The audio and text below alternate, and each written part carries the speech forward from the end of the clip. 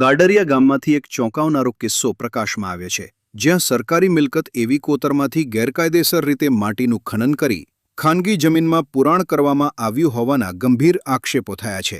શિક્ષિત જમીન માલિકો અને સ્થાનિક તંત્રની મિલીભગતની આશંકાએ સમગ્ર પંથકમાં ચર્ચા જગાડી છે. ગાડરિયા ગામમાં આવેલી સરકારી કોતરમાંથી મોટા પાયે માટીનું ખોદકામ કરવામાં આવ્યું છે.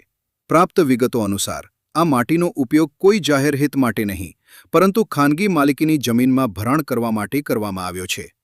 નિયમોનું ઉલ્લંઘન. સ્થાનિક સૂત્રોના જણાવ્યા અનુસાર આ પ્રવૃત્તિ માટે ખાણ ખનિજ વિભાગ પાસેથી કોઈપણ પ્રકારની પૂર્વ મંજૂરી લેવામાં આવી નથી. કાયદા મુજબ સરકારી જમીન કે કોતરમાંથી ખનિજ, માટી ઉપાડવા માટે રોયલ્ટી અને પરમિટ અનિવાર્ય છે. સરકારી કોતરમાંથી માટી ખનનની મંજૂરી આપવાની સત્તા સરપંચ પાસે હોતી નથી. આ સત્તા માત્ર કલેક્ટર કચેરી અથવા ખાણ ખનિજ વિભાગ હસ્તક હોય છે. આ કેસમાં જમીન માલિકો પોતે શિક્ષિત હોવાનું જાણવા મળ્યું છે.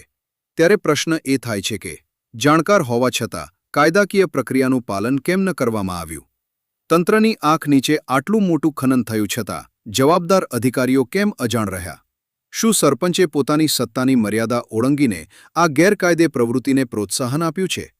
હાલ તો આ મામલે ગામમાં રોષ જોવા મળી રહ્યો છે. મિત્રો, હાલ ગાદરિયામાં ઊભા છીએ. જે જગ્યા પર હાલ હું ઊભો છું ને, આ એક સરકારી જગ્યા છે. આ બધનો વિસ્તાર જેમ તમે જોશો, આ રોડને લાગીને જે જગ્યા છે આખી સરકારી જગ્યા છે. અહીં તમને ખોદેલું દેખાશે, માટી અહીંથી કાઢેલી દેખાશે. દૃશ્યોમાં જેમ આપ જોઈ શકો છો, જેમ આ બાજુ છે એ જ રીતે મારી ડાબી બાજુ પણ છે કે સરકારી જગ્યામાંથી માટી ખોદીને એક પ્રાઇવેટ પ્રોપર્ટીમાં પાડ જેવો બાંધવામાં આવ્યો છે. તમે જોઈ શકો છો ને.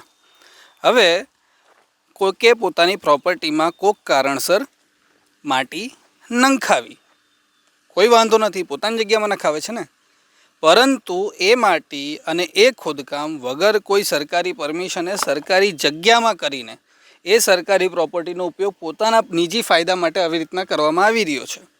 ગાડરિયા ગામમાં સરપંચ શું કરે છે? અને આવા વ્યક્તિઓને પીઠબળ ક્યાંથી મળે છે કે ભાઈ જ્યાં મન ફાવે ત્યાંથી ખોદીને કોઈ જ પરવાનગી વગર માટી કાઢી પોતાની જગ્યામાં નાખી લેવી?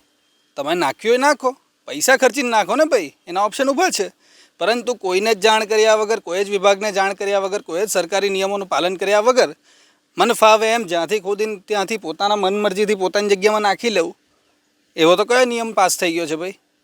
માટે અમારી વિનંતી તંત્રને કે આ બાબતે ધ્યાન આપવામાં આવે. ગાડરિયા ગામના સરપંચને પણ સવાલ કરવામાં આવે કે આ કેવી રીતના એમના નેજા હેઠળ થયું, અને આ જે પ્રાઇવેટ પ્રોપર્ટી ધારક છે એમના પણ જે તે દંડ નિયમ મુજબ જે દંડ થતો હોય તે ફટકારવામાં આવે, એક શિક્ષા આપવામાં આવે ને એક નિયમ ઉદાહરણરૂપ બનાવવામાં આવે, જેથી કરીને બીજા લોકો આવું કરવાથી બચે. આપ જોઈ રહ્યા છો સત્ય ન્યૂઝ ગુજરાત. હું છું પ્રતીક. જો તમે આ વિડીયો ફેસબુક પર જોઈ રહ્યા છો તો લાઈક અને ફોલો કરો, અને યુટ્યુબ પર જોઈ રહ્યા છો તો અમારી ચેનલને સબસ્ક્રાઇબ કરો. સત્તરે.com, આઝાદી સમાચારોની.